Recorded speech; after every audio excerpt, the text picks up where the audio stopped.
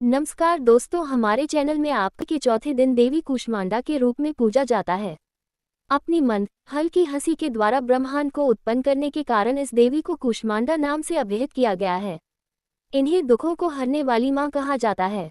सूर्य इनका निवास स्थान माना जाता है, इसलिए माता के इस स्वरूप के पीछे सूर्य का तेज दर्शाया जाता है। और सवारी शेर है। कूष्मांडा देवी की 8 भुजाएं हैं, इसलिए अष्टभुजा कहलाई। इनके 7 हाथों में क्रम कमंडल, धनुष, बाण, कमल पुष्प, अमृतपूर्ण कलश, चक्र तथा गदा हैं। 8वें हाथ में सभी सिद्धियों और निधियों को देने वाली जपमाला है। इस देवी का वाहन सिंह है और इन्हें कुम्हरे की बलि प्रिय है। संस्कृति में कुम्हरे को कूष्मांड कहते हैं, इसलिए इस देवी को कूष्मांडा। इस देवी का वास सूर्यमंडल के भीतर लोक में है। सूर्यलोक में रहने की शक्ति क्षमता केवल इन्हीं में है, इसीलिए इनके शरीर की कांति और प्रभा सूर्य की भांति ही दैदीप्यमान है। इनके ही तेज से 10 दिशाएं आलोकित हैं। ब्रह्मांड की सभी वस्तुओं और प्राणियों में इन्हीं का तेज व्याप्त है।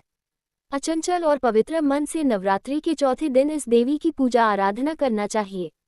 इससे भक्तों के रोगों और शोकों का नाश होता है तथा उसे आयु, यश, बल और आरोग्य प्राप्त होता है। ये देवी अत्यल्प सेवा और भक्ति से ही प्रसन्न होकर आशीर्वाद देती हैं। सच्चे मन से पूजा करने वाले को सुगमता से परम पद प्राप्त होता है। विधि विधान से पूजा करने पर भक्त को कम समय में ही कृपा का सूक्ष्म भाव अनुभव होने लगता है।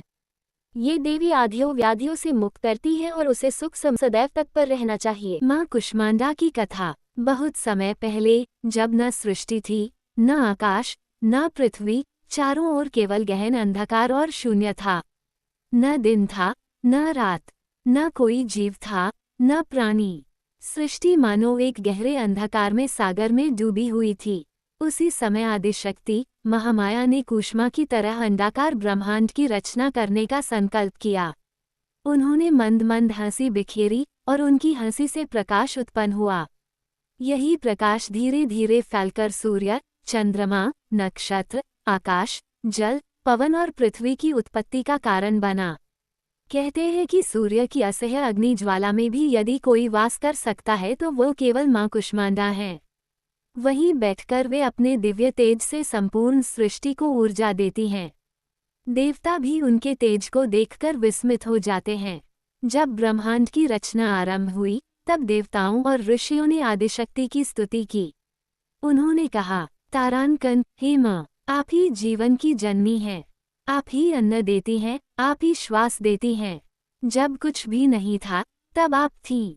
आप ही ने इस ब्रह्मांड को उत्पन्न किया। माँ प्रसन्न हुई और कहा, हे देवगण, जब जब सृष्टि संकट में होगी, जब अंधकार बढ़ेगा, तब मैं कुष्मांडा रूप में प्रकट होकर उसे मिटाऊंगी। एक कथा में आता है कि जब सूर्यदेव प्रकट हुए तो उनका ताप इतना प्रचंड था कि कोई भी देवता उनके निकट टिक न सका। पृथ्वी पर जीवन असंभव लग रहा था। तब माँ कुष्मांडा ने स्वयं सूर्य के भीतर वास किया और उनके ताप को संतुलित किया। तभी से सूर्य का प्रकाश जीवन के लिए ऊर्जा देने वाला बना।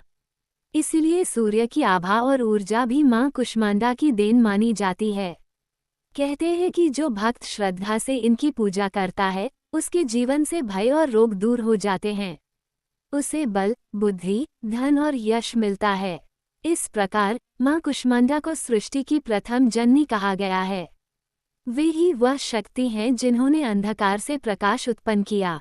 वे ही सूर्य की शक्ति हैं और वे ही जीवों की जननी। ये कथा नवरात्रि के चौथे दिन विशेष रूप से सुनाई जाती है। भक्त जन इस दिन माँ को मालपुआ का भोग लगाते हैं और रोग शोक से मुक्ति की प्रार्थना करते हैं। दोस्तों, ये थी माँ कुष्मांडा जी की एक छोटी सी कहानी। अगर आपको हमारी कहानी पसंद आए तो हमारे चैनल को लाइक करें, सब्सक्राइब करें और शेयर करें। कमेंट में जय माँ कुष्मांडा जी की जरूर लिखें।